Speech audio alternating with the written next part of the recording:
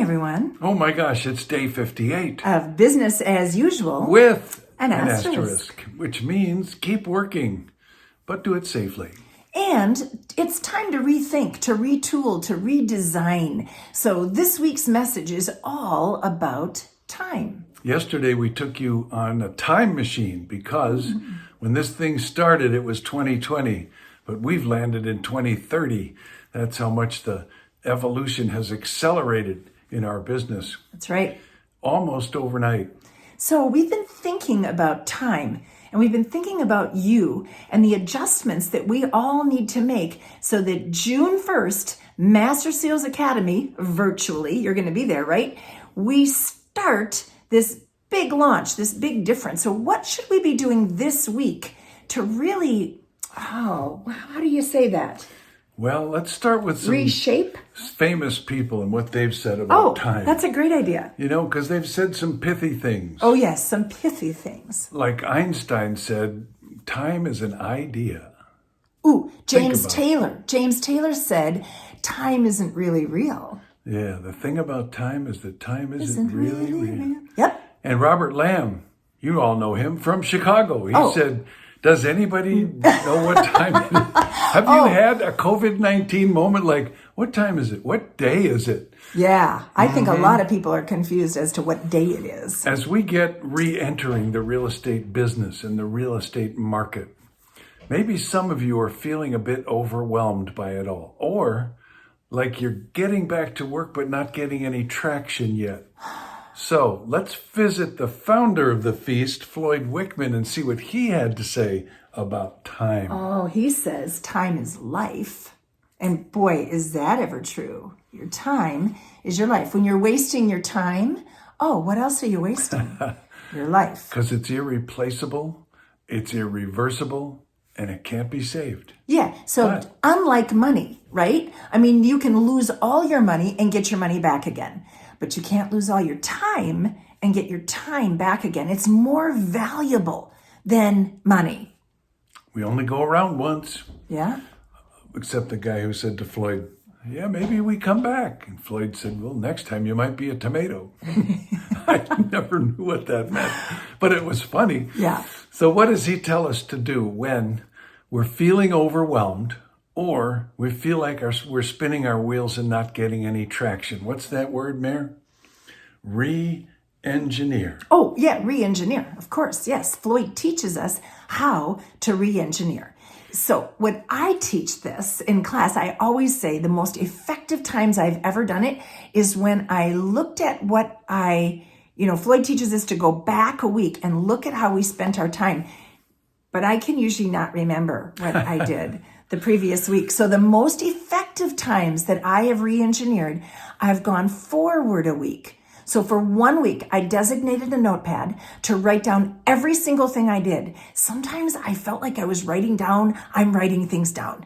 Because it takes sometimes longer to write things down than it does to do them, for Pete's sake. Yes, it does. But I monitored my time so very carefully because then this re-engineering, you can learn huge lessons about yourself. So whether you go back for a week and analyze where your time went, or if you're like me, you go forward for a week and analyze how you spend your time. So set an alarm in your clock if you're going to go forward in your phone. So every 60 minutes, bing, I have to write down stuff that I did in the last 60 minutes. Okay? You've all heard about that famous diet that worked so beautifully where you had to write down everything you ate. You could eat whatever you want, but you had to write it down, keep track of it for a week. Everybody lost weight on that one. Yeah. So what's once the you write purpose it down, of wait a minute, go ahead. That's step one. Yes. Then what's step two in re-engineering? Step 2 is estimate how much time you spend in each task. I spent 3 hours in my 590-10s last week. Okay. Where did the other 165 go? Right. Yes, it should add up to 168. That's how many hours in a week. Yeah, you try for that. So let's say that you watch Netflix. Well, how many hours did you watch Netflix per day? So you're writing down how long you're doing each thing. You went to a webinar. How long was that webinar? You prospected, you did a virtual open house. How long did it take you to set up the virtual open house? Then do the virtual open house. So first just analyze what you did, make a list of what you did and how long it took. And then what are you devoting time to? How much time? And then we do the analyze. Yep. And there are 3 categories that everything should fall into. One is keep doing this. Another is don't do this at all anymore. And a third is get someone else to do it by either delegating or automating. So go back through the list then and circle or highlight all the things that could be delegated, that you didn't have to do. I always think of Megan, whose daughter said, Mom, I want you to hit that goal and I want our family to have this vacation. So here's what I will do. I will take over all the grocery shopping so that you no longer have to do that. Now, you don't have a teenage daughter or one that's willing to do your grocery shopping. Today, we can just do a checklist and have the groceries brought to our door, right? So what are you doing now that you wouldn't have to do that somebody else could do for you? Maybe at no additional cost. So what can be delegated? What should you not even be doing? Eliminate. Right? What could be eliminated? You might add up all your Netflix hours and say, I've got a severe problem. Now, maybe not. Maybe it brings you joy and it makes you happy and it's something you do with your family and so it's okay. But until you all write it down and really look at that time, how do you know? We have an idea, but we may not really know. So what can you eliminate? What can you delegate? And what are the activities that you did do that you're proud of, that you're doing successfully? Keep doing it.